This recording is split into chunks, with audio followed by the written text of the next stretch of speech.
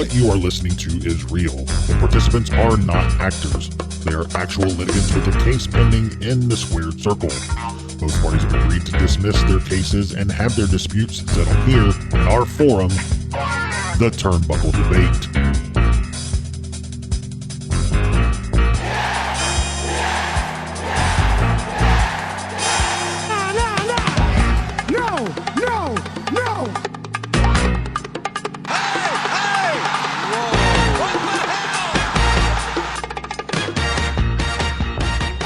Hey everyone, welcome back to the Turnbuckle Debate. My name is Sneed. I'm Chad.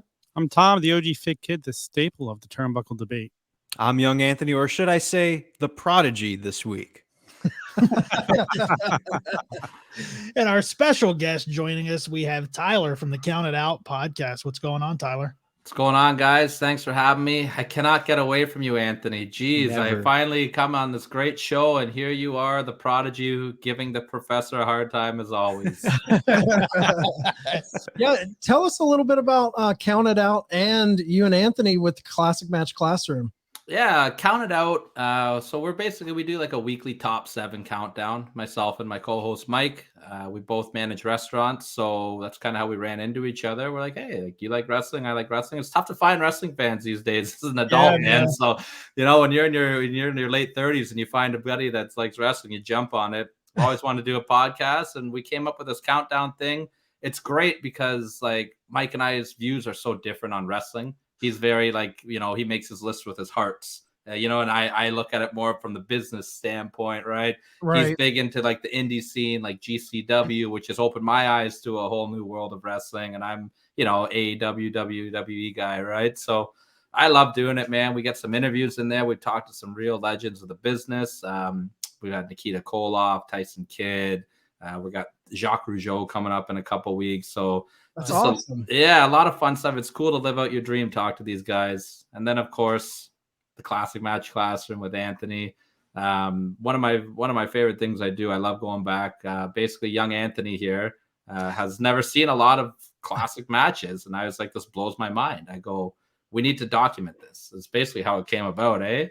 And so I find all the builds for Anthony. We go back and pick classic matches, and he's looking at it from a young person's point of view, and it's a lot of fun, man. It's spirited debate sometimes between the two of us too. Oh yeah, definitely. Yeah, I love that concept of that show. It looks really well too, the way you guys put it up on YouTube. It always looks. That's all Anthony.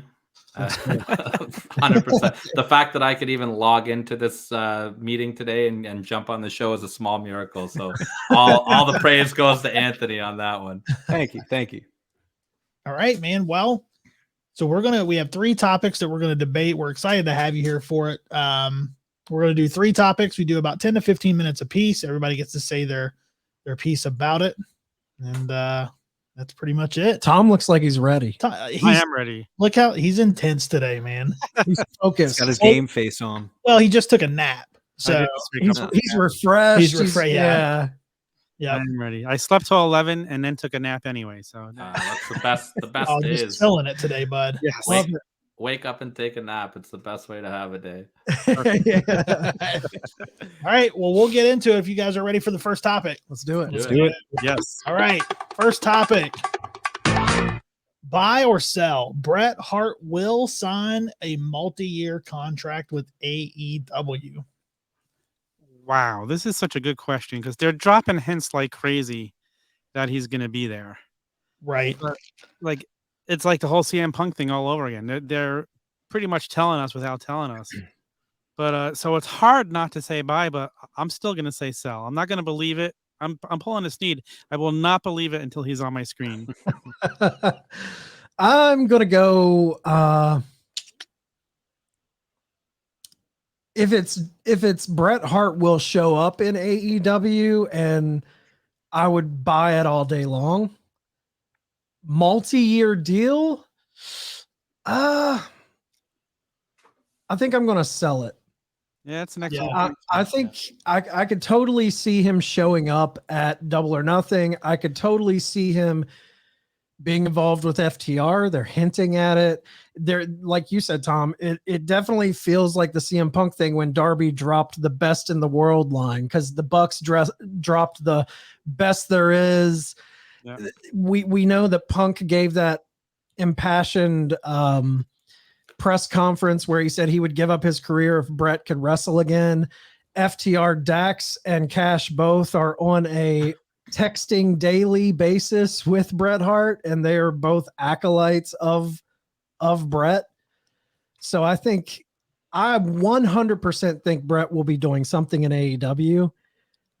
I can't see the Hitman being there week to week on Dynamite for several years. That's where I pause. Now, if you're asking what I want, give me fucking Bret the Hitman Hart on my TV screen every Wednesday night. I'm here for it. I just don't think we're going to have it that much. Yeah, a multi-year deal is kind of a stretch for me. I think I'm going to sell it on that specific question. But like Chad, like you said, we're definitely going to see Bret Hart in some capacity. I think there's way too many hints being dropped for him not to be there. Everything with the best there is line, that sold me in alone. But then everything with Punk and FTR, and even everything going on with the Owen Hart Cup, happening soon. Yeah. So, I mean, everything there, all these little pieces are aligning. It would make sense for them to bring in Bret Hart. And even if it's just a year, a rub like that to get Bret Hart on TV with this tag team, a tag team that a lot of people have been complaining hasn't been booked as strong or whatever the argument may be. This is a huge rub for FTR. So be it a year, 6 months, whatever the time may be, to get Bret Hart on screen and to pair him up with FTR, it's a huge thing. Yeah, especially, you got when I think it was Dax and Punk a couple weeks ago had that match, and he used the sharpshooter in the match as well, right? The teasers are there. Like Anthony said, the Owen Hart Cup is coming up, so I definitely think that we'll see him for that. I don't know. I think I'm going to sell on the long term as well, unless maybe Tony Khan is going to give him like the equivalent of a WWE legend deal maybe, and just kind of have him be an ambassador. I don't see him being on TV every week though. I think maybe a one-off, like build up to a big match where FTR is like, Bret's going to manage us for this match, maybe hand the winner of the Owen Cup a trophy. But I can't see Bret being on TV every week. But that being said, he looks to be in great shape right now. I just saw a picture of him on Twitter, and he looks to be in the best shape he's ever been in. But I'm going to sell. I'm going to sell on the multi-year as well. I'll buy it. It's got to be different. I'm going to buy it. And for the fact that Jericho has facilitated this meeting between Martha Hart and himself, I think this is probably the best mindset that he's been in for professional wrestling in a long time. They're honoring Owen. The guy's always out there doing signings. He's never shied away from wanting to be around the wrestling business and the fans. And if we would have had this conversation 2 years ago and had it about Sting, we would have all sold. Yeah, that's true. Everybody would have sold that we wouldn't see Sting every week on an AEW show. We've seen Bret with AEW before. He came out and did the title belt. I think that Tony Khan can offer him, maybe he's not every week, but I think a multi-year deal. I think he will be involved with the company for multiple years. Twice a month. Yeah. I mean, you fly in, you do 2 shows a month. Yeah. That's enough because their talent isn't featured on every Dynamite anyways. Exactly. You put FTR on your TV because I do think if he shows up, it's with FTR. I think there's a reason they fired Tully Blanchard. Tully Blanchard is one of their heroes like Bret, but I think it's one of those situations where I do believe Tony Khan has been working on the back end, and he probably came to them and was like, what would you guys think if I could have Bret manage you? And they're like, get rid of Tully tomorrow. I think we're going to see something too where, Jericho reached out and facilitated that meeting between Tony and Martha Hart. And we know that Jericho kind of mended the fences of the Pillman family during the Dark Side of the Ring thing. And he also mended the fences of Chris Benoit's son, David, and that whole situation.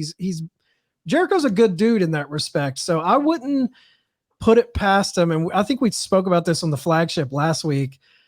I really think this is also an opportunity to kind of mend fences between Martha Hart and Bret Hart. That's what I was And going to kind ask too. Can they get along enough to do this? Right? Exactly. I think that's a big goal of bringing the Hart family together. And when they crown the Owen, the cup, the winner, what better way to crown the winner than to have Martha Hart and Bret Hart be the people to present that trophy?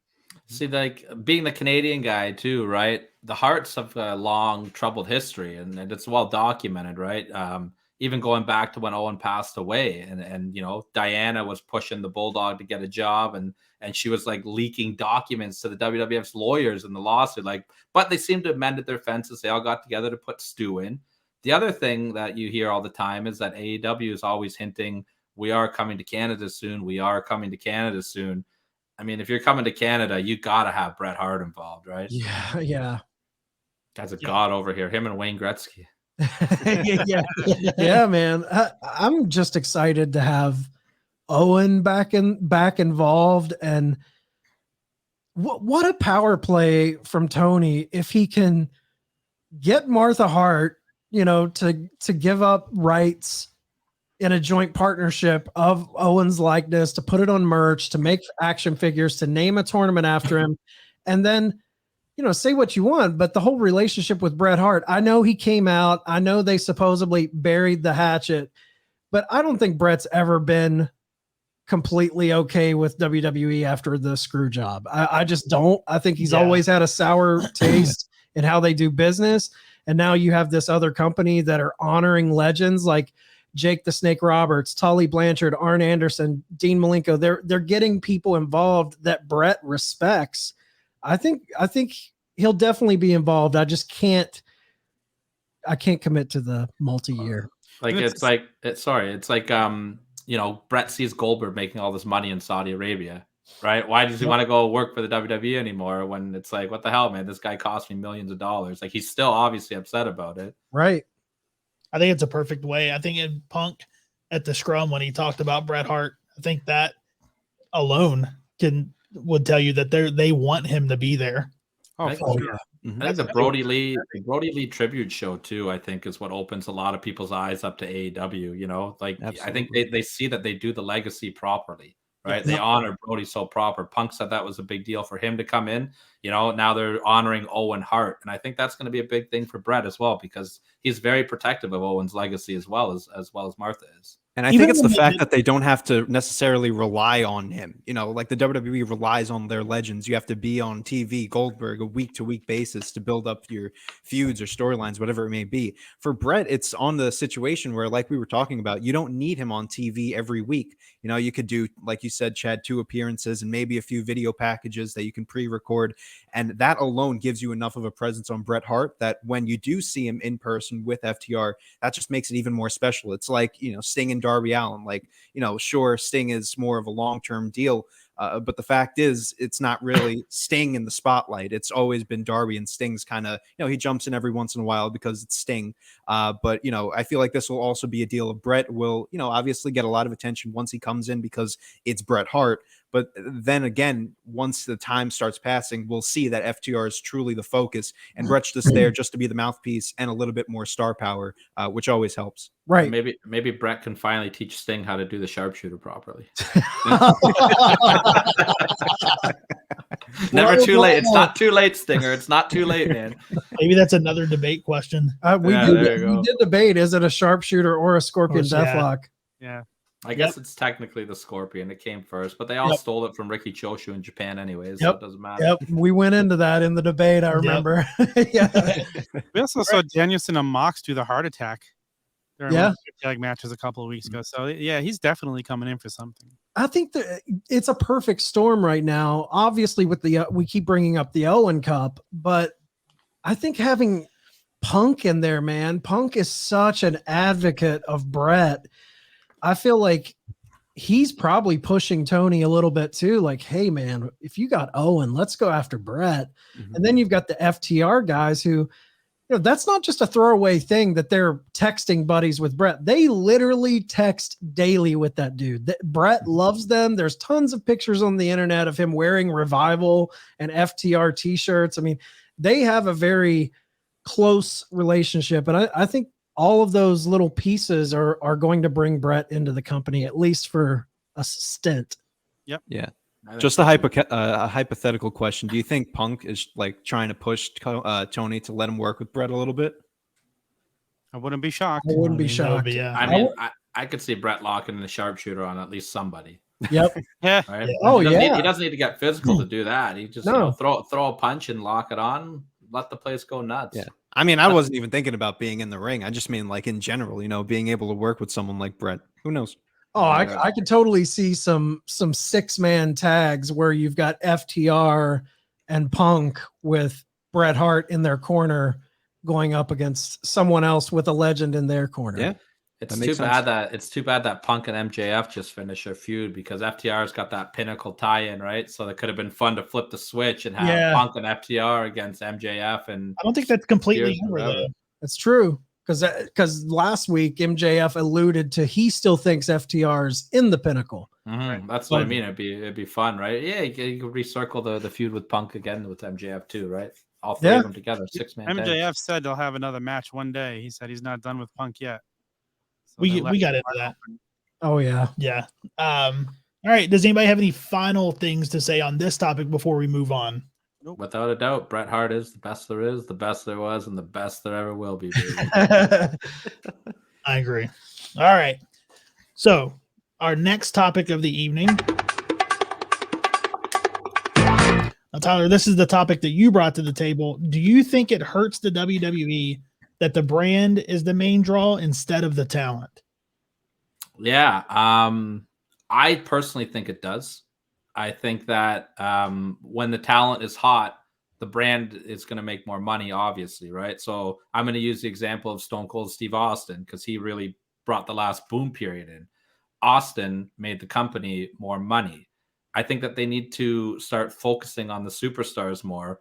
WrestleMania sells tickets because it's WrestleMania, not because it's Stone Cold Steve Austin versus The Rock or Roman Reigns versus Brock Lesnar this year. Like, there's not one match, I don't think, with the exception of Steve Austin returning this year, that is getting people to pull money out of their wallet and buy WrestleMania because so-and-so is fighting so-and-so. I think that they really need to do, look at the legacy of the Hulk Hogans, the Austins, the Brunos. All these guys were faces of the company and made them the most money. So I think it's time that they start investing in the talent more and then pulling back on the branding. 100%. They need to push these guys to get over organically, and they don't do that because they're afraid of them getting bigger than a company. But if you let them grow, they're only going to make you more money, like you said.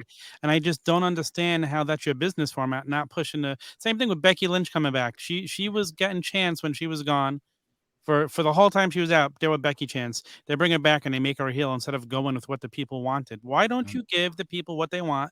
Because it's only going to benefit the company. It just makes zero business sense. I think it's all about control, man. Yeah. They fear a wrestler getting bigger than them and being able to essentially hold them up. Like Stone Cold. He had control. They did what he wanted to do. I mean, the whole idea at 17 for him to turn heel, that was Stone Cold's idea. He wanted to be a heel, and they're like, we owe this to him. Mm-hmm. I think they fear guys like The Rock who get so big outside, and now they can just leave, and now their meal ticket's gone. But with The Rock too, let's use him as an example. Then The Rock became bigger than the company, but now he's a bigger draw than everybody on the company when he comes back. Like, everyone's saying we want to see The Rock and Roman Reigns, not Brock Lesnar and Roman Reigns. Right, so right. like The Rock's a great example. He's a huge Hollywood star, and he still comes back and pops big ratings for the WWE. He's one of the legit draws. So, getting people that big is a good thing. Yeah, when I look at it, I really see parallels with WWE and the UFC. Because when the UFC first blew up in the late 90s, early 2000s, you had larger than life characters that people bought the pay-per-views to see. The Chuck Liddells, the Tito Ortizes, the Randy Couture's, George St. Pierre, those type of big names, they would sell your pay-per-views. Well, when they did that deal with Fox and they kind of became a mainstream sport, and it wasn't putting on a pay-per-view every 3 months. Now they're putting on fight nights almost weekly. It really waters down the product when you focus on the brand. When the brand becomes bigger than the athletes themselves, the product itself suffers, but the business itself makes more money. Like, you'll get those short bursts of money from a star, but when that star is gone, it's like feast or famine. But when you make the brand big, you have steady income. You might not have the heights of the income you're getting from a Rock or a Stone Cold at the height, but when they leave, you're in the fucking bottom again.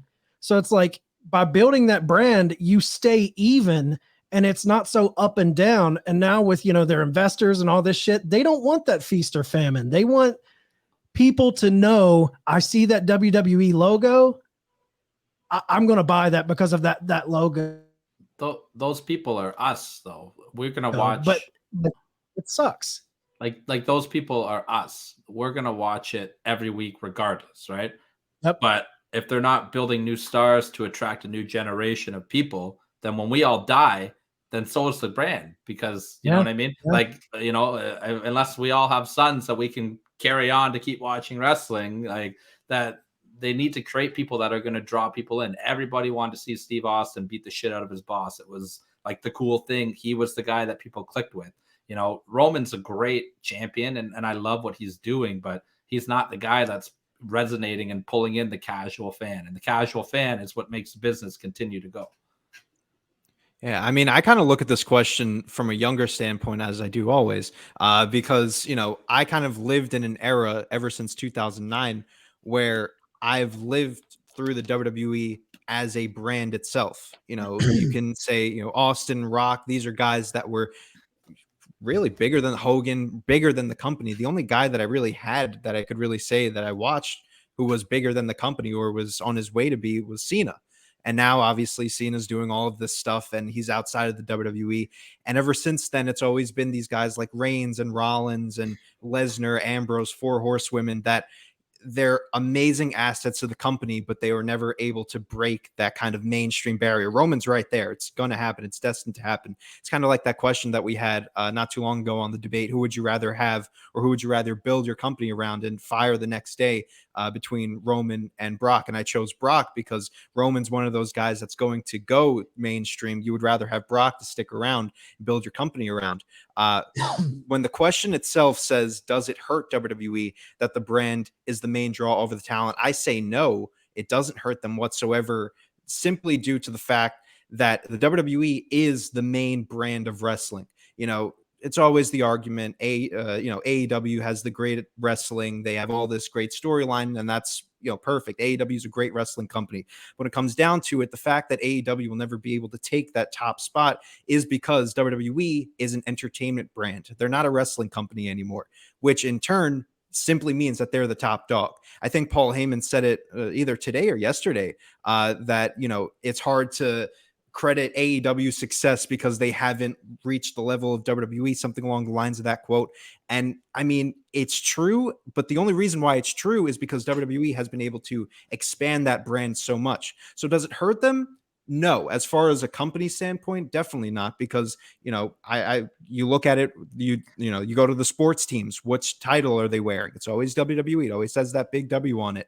But as far as a wrestling fan standpoint, of course it's going to hurt. Because I'm going to WrestleMania 38, and although I can say I'm excited to see Steve Austin, Cody Rhodes, all these different names, it doesn't feel like a huge WrestleMania.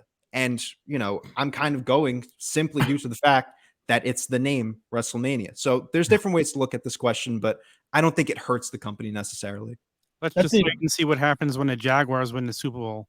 They'll be wearing AEW. That's interesting. I never even thought of that.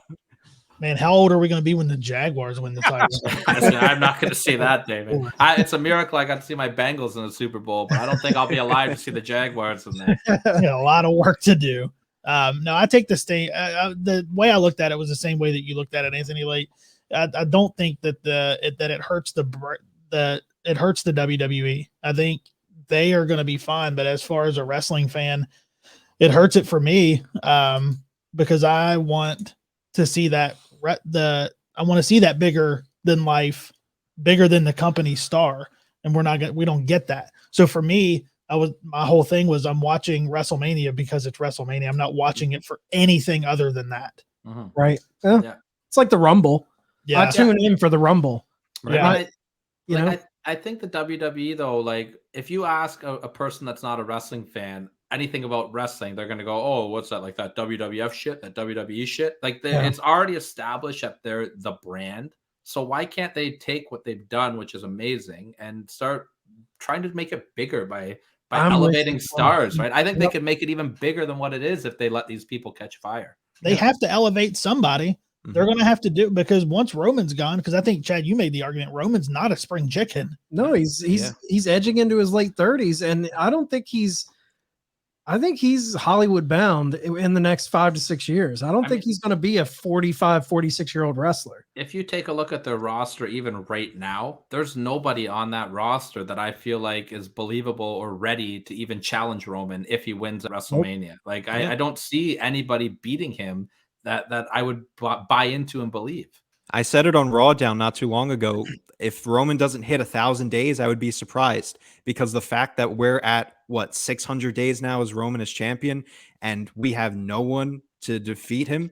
You know, the way it's looking, like we're at the point where it's going to have to be a Money in the Bank cash and a surprising one at that. It would be awful, but who else is there?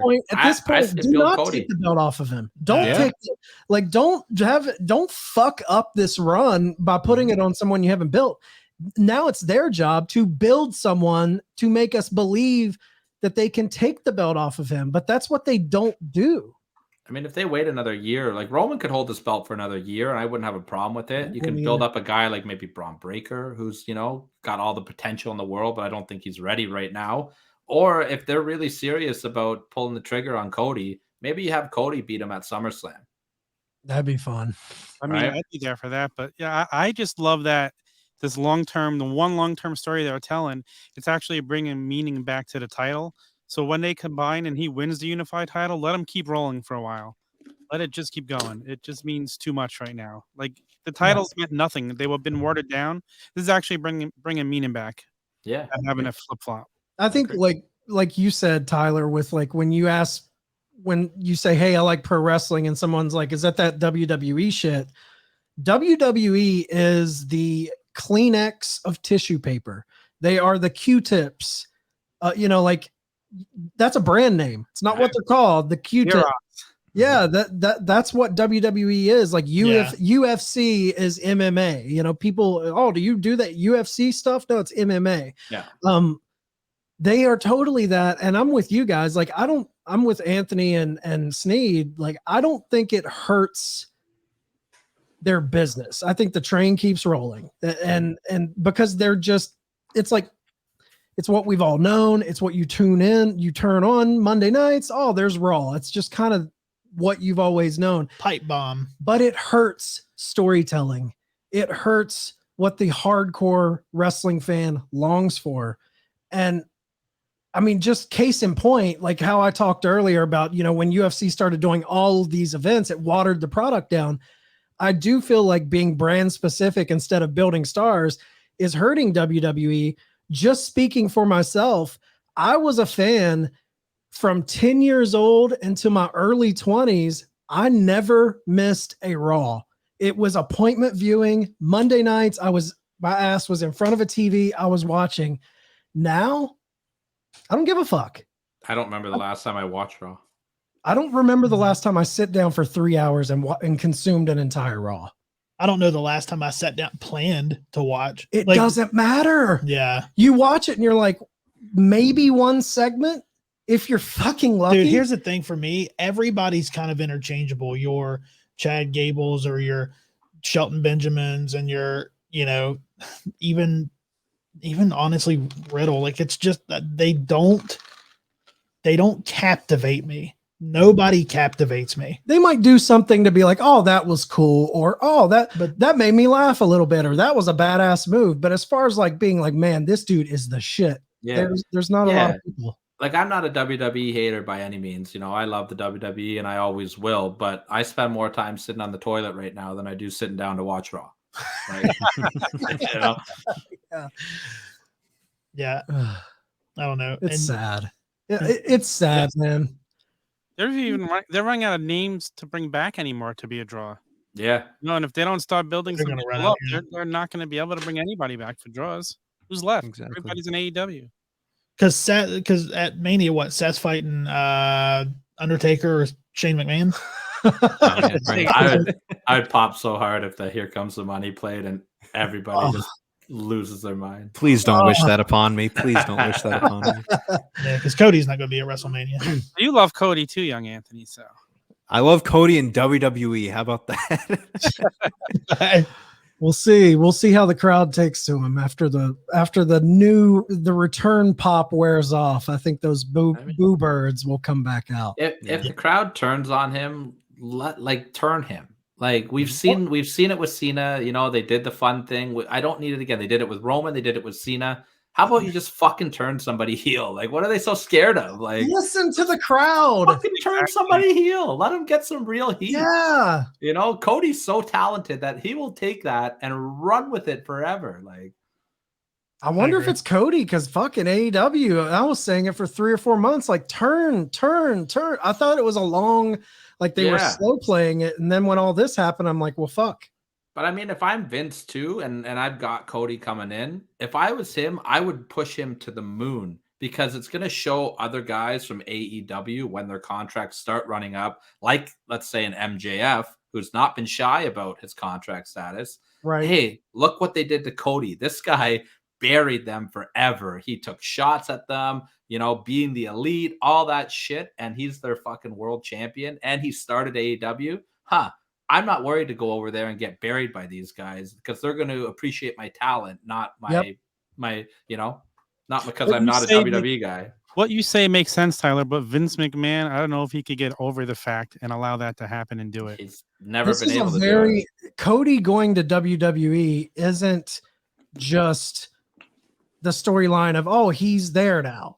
The bigger storyline here is definitely, this is a monumental move on WWE creative to see how they handle this, because the way they handle this is going to dictate business moving forward as far as future talent wanting to sign there.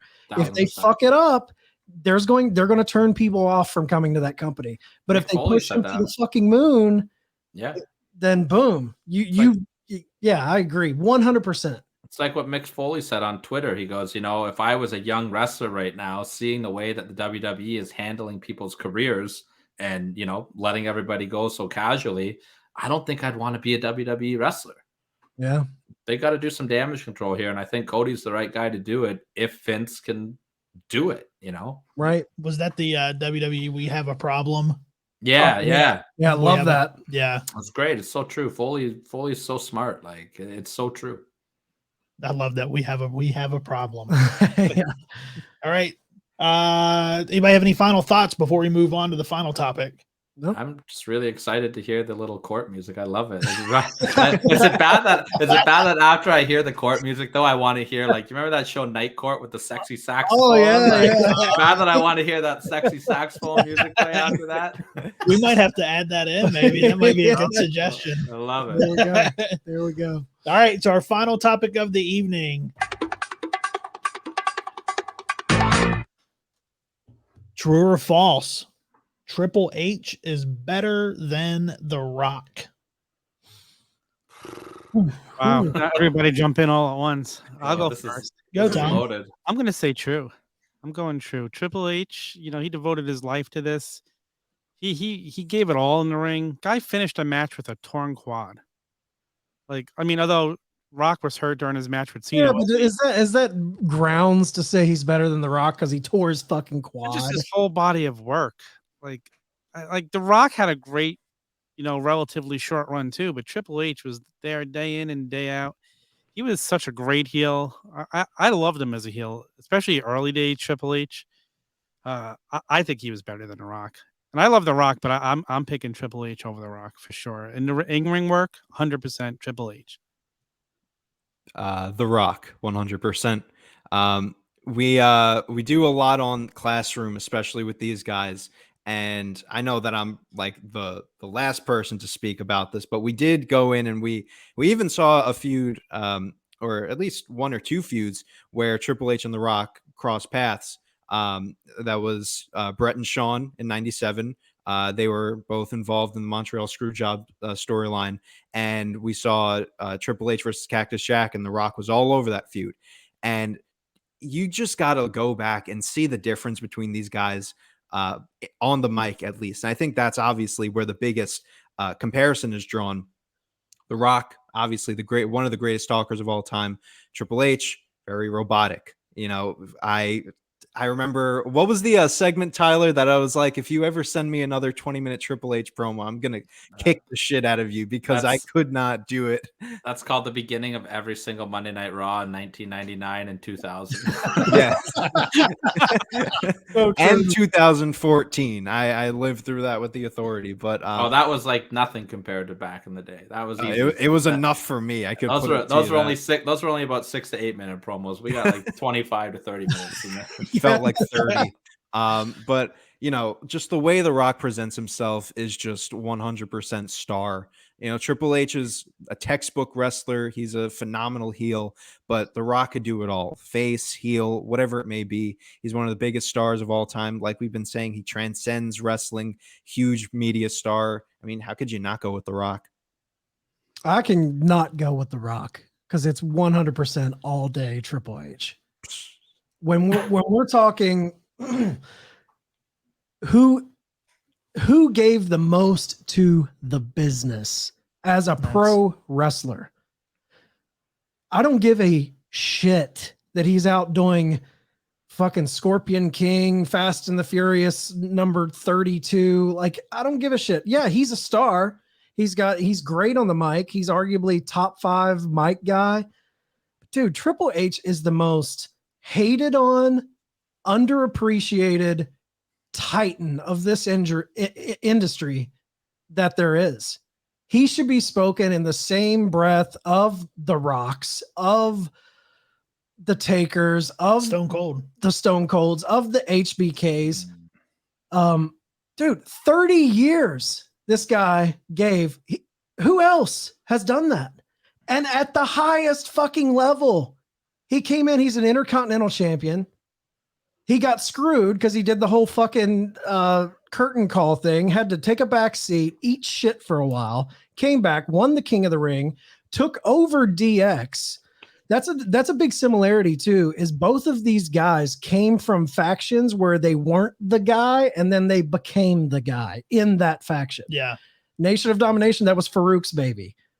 DX was Sean's baby. And then they both kind of took over eventually. But dude, I think I'm just talking in ring, but don't get me started on his NXT stuff. I mean, what he gave to the business, half that fucking roster on WWE owes their fucking career to Triple H.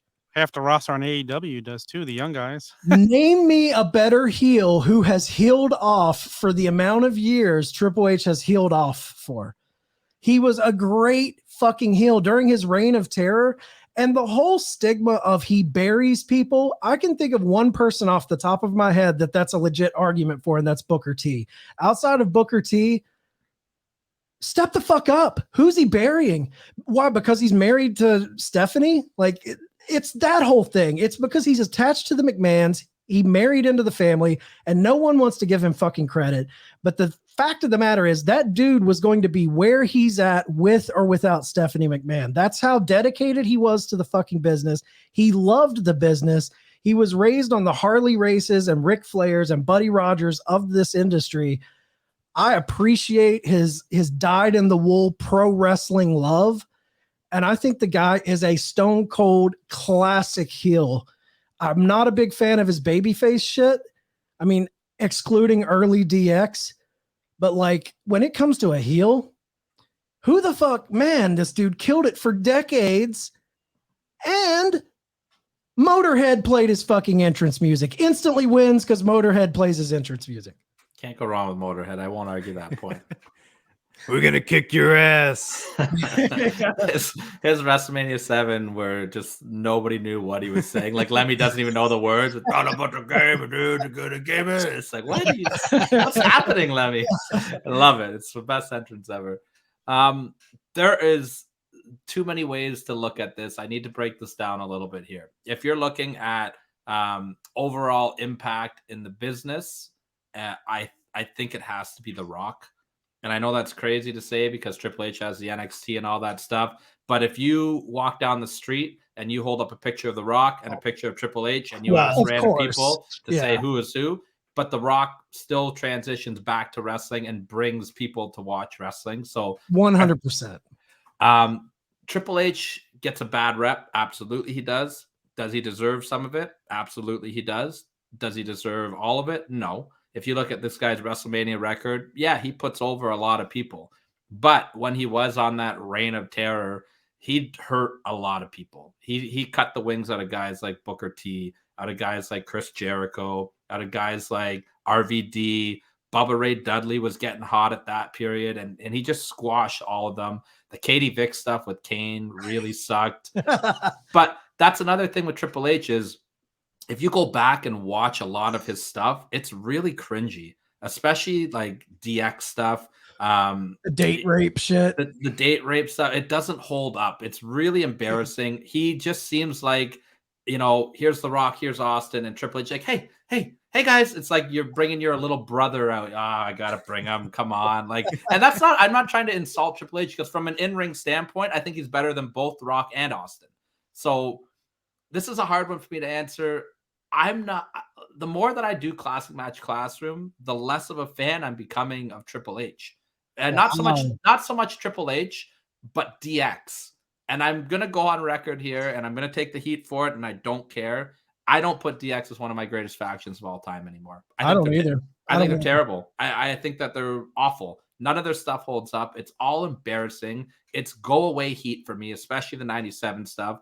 But like Triple H is like out there like getting girls to show me your tits and like making these sex jokes. And I know he did commentary at King of the Ring 98. And it was just, I couldn't watch the match. Like everything he said, he was just trying so hard to be cool. And I just think that stuff like that hurts the way that I view his legacy. I do think he is, from an in-ring standpoint, one of the best of all time.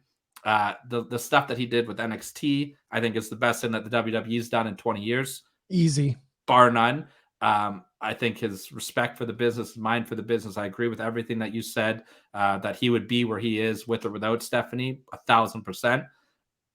But I just think that there's too much negative for me to overlook the positive. I'm going to go with The Rock. I would have never said that 2 months ago. I was always Triple H guy. I've always been a Triple H guy. Triple H for me, and it's the whole. So, I mean, he starts as terrorizing, in WCW. Then he comes to WWF as the snob, the Greenwich snob, right. and he takes that character, but then he's getting the push. Then he takes the back seat from the curtain call. Like everything that Chad said about that. But it's hard for me to pick between the two. But NXT, what Triple H did with NXT, that's what pushed it over for me to pick Triple H. Let me devil's advocate you for a second. Then Triple H did all that awesome stuff with NXT, and they just threw it away. Like, does that hurt a little bit? Like, are you just gonna? Because now it's NXT 2.0. It's a totally different thing. Vince, man. Yeah, I don't think that's Vince having that mentality of he doesn't like to lose. And to him, that was Triple H's moment. That was Triple H's little WWE, WCW Monday Night Wars. That was his chance to prove himself. And I think they lost, and Vince stripped it of him. And it just so happened that, Triple H suffered that fucking heart issue at around the same time, and he fucking gutted the place. I don't put that on Triple H, because before they went on USA to compete against AEW, that place was still killing it. And they were killing it even in the first couple months of the USA stuff. But as soon as they went on national TV, that's when it became on Vince's radar. I honestly think Vince didn't really pay attention to it when it was on the network. I think he Yeah. let Triple H just kind of run the show, do his own thing, and then as soon as they were a part of that USA deal, he started paying attention. And I think they changed the way they ran that show. That show never should have been 2 hours. It should have stayed 1 hour. Right. I'm with you, Tyler, definitely on the DX stuff. To be honest, I was never really a DX guy. I like Shawn. I like Triple H, but I was never. I mean, of course, I liked a little bit of it. You laugh at some of the stuff when you're 13 years old and they're crotch chopping, like, oh, that's funny. The humor doesn't hold. It's very just, farting in a bathtub type of humor. But the stuff I gravitated towards with Triple H that I remember is like the Mick Foley hardcore match. The 2 matches with Taker at Mania, when he's being completely serious, when he's being The cerebral just assassin. the cerebral assassin, Yeah. when he's being so serious about the story, I love it because Triple H, when he's in that zone, he brings the type of storytelling that I like. Yeah. Where this isn't a joke, this is real. Like, we're going to fight. And I think there's not many people of that era that bring that. I think the 2 people that really stand out to me as far as bringing the big fight, like this is serious shit, and kind of blends reality and kayfabe together, I think of Stone Cold and Triple H. Like, when they're being serious, I'm bought in. Taker, I love Taker, but he's a goddamn dead man. There's always a little bit of that.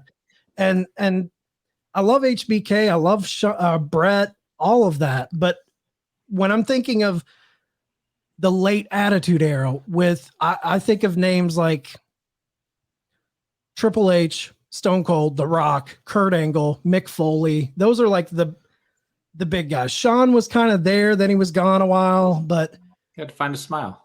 yeah, he had to go find his smile. But man, I don't know, man. When he's being serious, and I don't want to make it seem like I'm shitting on The Rock. The Rock is phenomenal. We all know that. But I have a real problem when people put The Rock on their Mount Rushmore. I just do. Me too. He's not on mine. He's not a fucking Mount Rushmore guy. I don't care how good he is on the mic. I think he's a little overrated in the ring. Yeah. But yeah, he's got charisma for days, and he sells millions and millions of box office tickets. So He has his own tequila. I don't have either one of these guys on my Mount Rushmore personally. no, I don't either. I don't wouldn't either. either. Triple H did have one of the best lines of all time, though. And I think out of all the lines between him and The Rock, I think Just for further notice, one of your nuts is hanging out of your shorts. one of the best ever. I like the other one. You ever sell for me that in the ring? I'll kick your ass for real. That's tough enough, right? That's the first tough enough. It's great. So good, man. I could play that clip a million Oh, times. it makes me And laugh just- every time. Just for further notice, one of your nuts is hanging out of your shorts.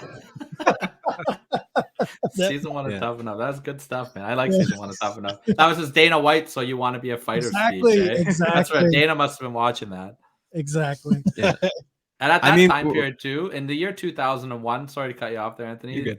You're Year 2000, 2001, before he tore his quad, there was nobody better in the world than Triple H in the ring. He was the best wrestler in the world. I don't care. North America, Japan, Mexico. He was the best wrestler in the world. I will give him that. Yeah. I mean, when I'm looking at this argument and the question was true or false, Triple H is better than The Rock, I'm kind of looking at it simply from in-ring and the mic. When you guys bring into the argument of NXT, that's a whole different outlook on it. And I can totally buy into that as well. I mean, NXT was my first introduction of, hey, there's other wrestling outside of WWE. If I wasn't as big of an NXT fan as I was, I don't think I would be as into AEW or even GCW or any of these indies as I am now.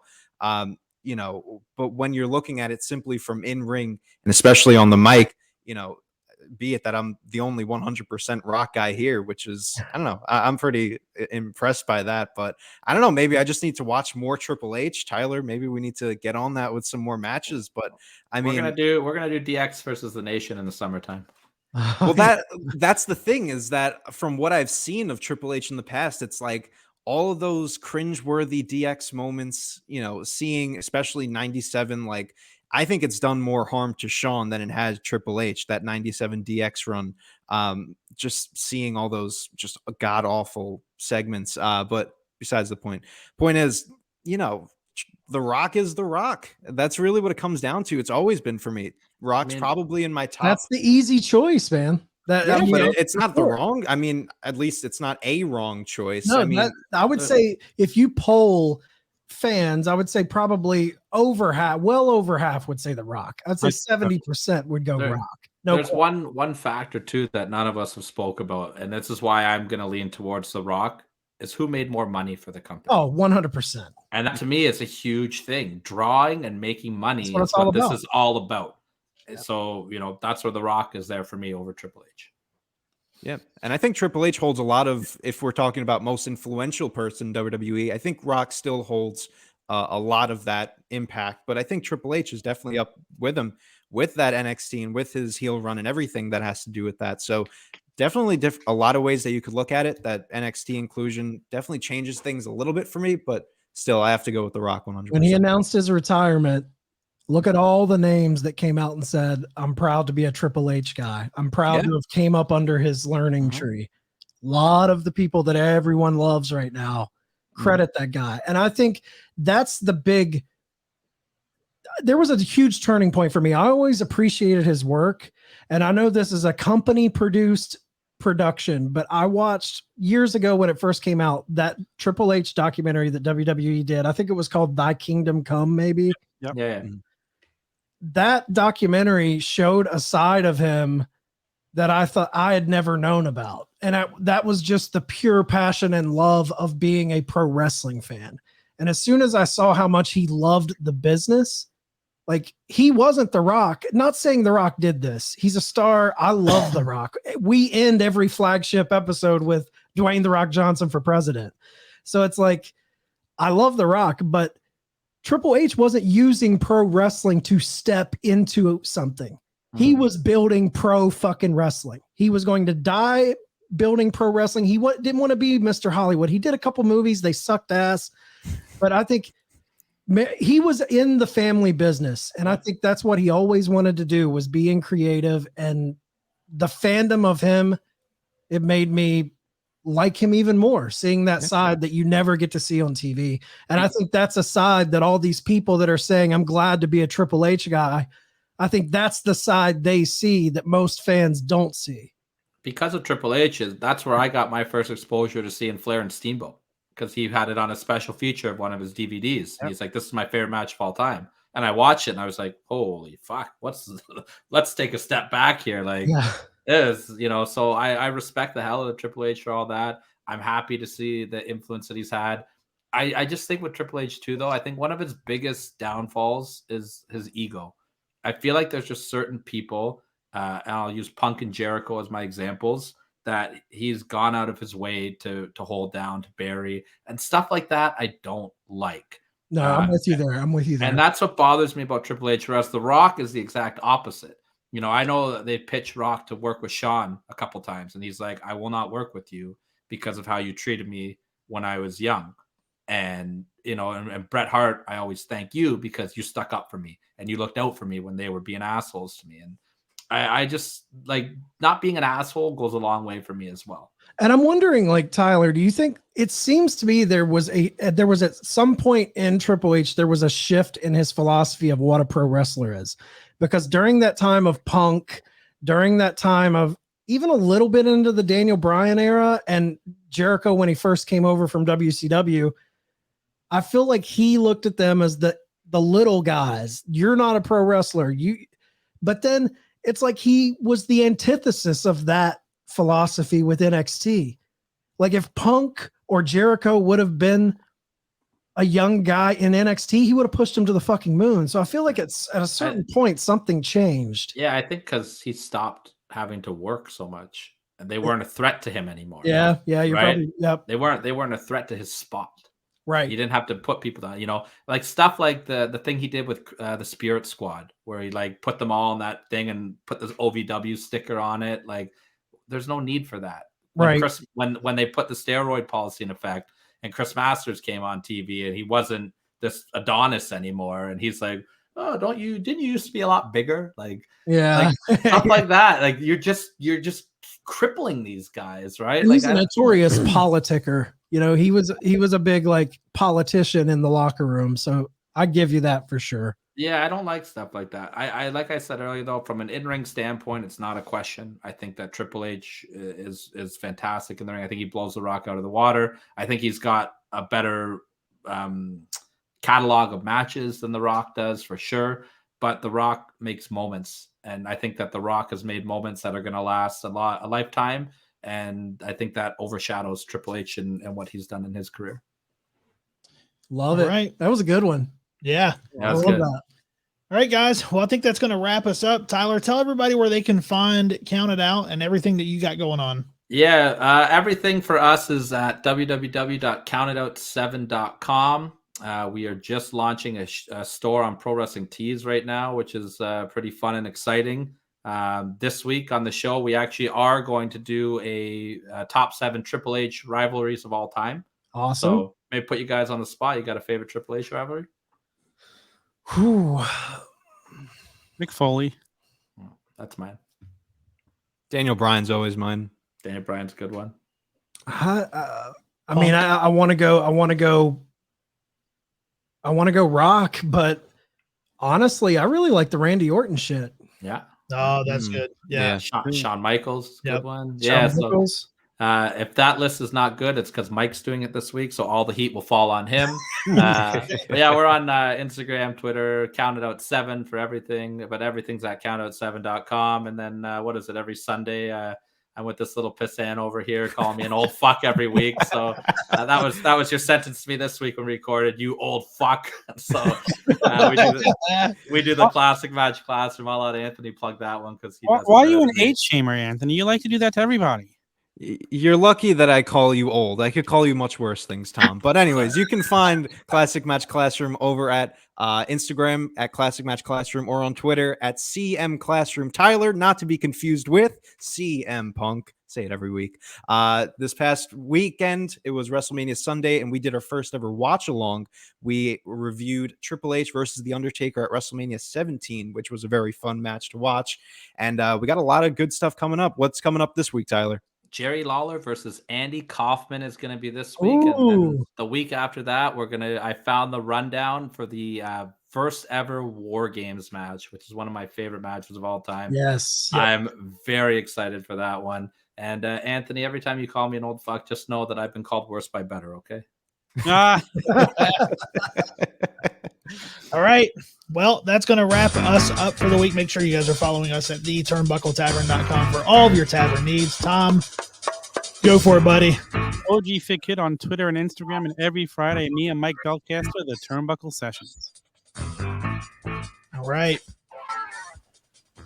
Just for further notice, one of your nuts is hanging out of your shorts.